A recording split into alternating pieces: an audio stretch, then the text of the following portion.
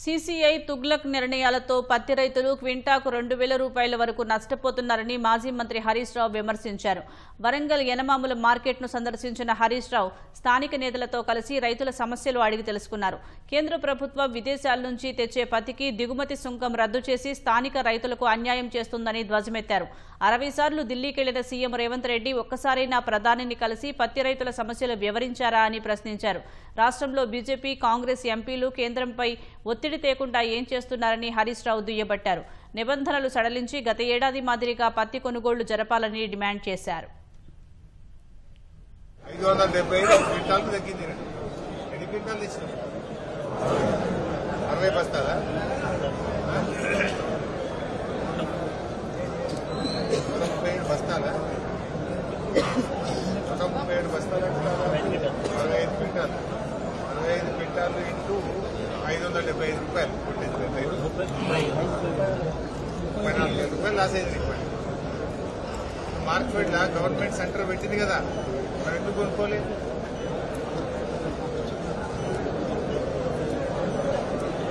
ఈడనే సెంటర్ ఉంది,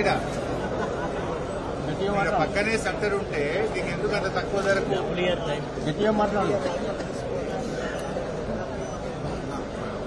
బాబు 3,439 క్వింటాలు కొన్నావు కదా, ఇప్పటికి ఎవరికైనా ఒక్క రైతుకు ₹1 పేమెంట్ అయిందా?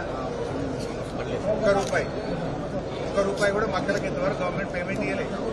రేవంత్ రెడ్డి ఏమో నేను 1 రోజులు ఇస్తా, 2 రోజులు ఇస్తా, 48 గంటలు ఇస్తాను. 2 రోజులే కొనబట్టి 11వ తారీఖు ఇవాళ ఎంత?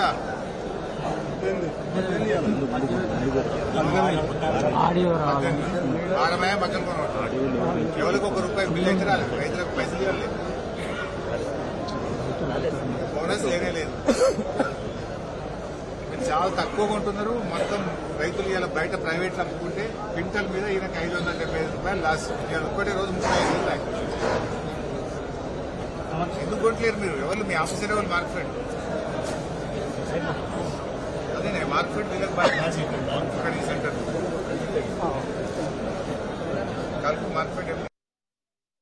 కేంద్ర రాష్ట్ర ప్రభుత్వాల నిర్లక్ష్యం వల్ల ఇలా బీజేపీ యొక్క తప్పుడు విధానాల వల్ల పత్తి రైతులు తీవ్రమైన ఆందోళనలో ఉన్నారు. ఇవాళ సీసీఐ ఒక తుగ్లక్ లాగా ఒక పిచ్చి పిచ్చి నిర్ణయాలు తీసుకుంటా ఉంది. ముఖ్యంగా కేంద్రంలో బీజేపీ ప్రభుత్వ ఆధ్వర్యంలో నడుస్తున్న సీసీఐ L1, L2, L3 విధానం తేవడం కావచ్చు, కపాస్ యాప్ తీసుకురావడం కావచ్చు, గతంలో ఎకరానికి 12 క్వింటాలు కొంటే దాన్ని తగ్గించి 7 క్వింటాల్లే కొనాలనే నిబంధన కావచ్చు, 8 నుంచి 12% తేమ ఉండాలి అనే నిబంధన కావచ్చు. ఇలాంటి తుగ్లక్ చర్యల వల్ల రైతులందరూ కూడా రోడ్డు మీద పడే పరిస్థితి వచ్చింది.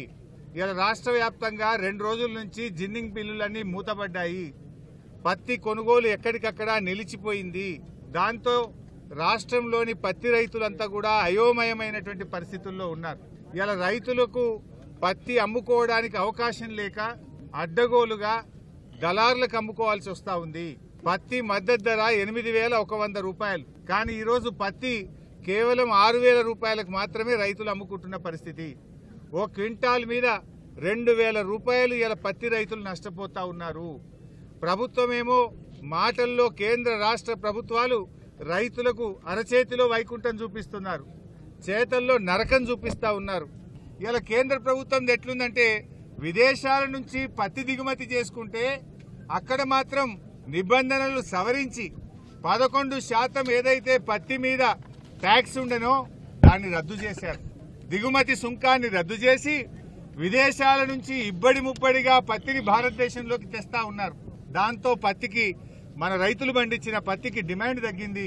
వ్యాపారస్తులు కొనడం లేదు. 8,100 అమ్మాల్సిన పత్తి వ్యాపారస్తులు 5,000-6,000 కూడా కొంటలేరు. ఏమైందయ్యా అంటే మోడీ గారి ప్రభుత్వం విదేశాల నుంచి పత్తిని తెస్తా ఉంది. దిగుమతి సుంకాన్ని రద్దు చేసింది బీజేపీ ప్రభుత్వం. అందువల్ల పత్తికి డిమాండ్ లేదు, మేము కొనలేము అని వ్యాపారస్తులు చెప్తా ఉన్నారు.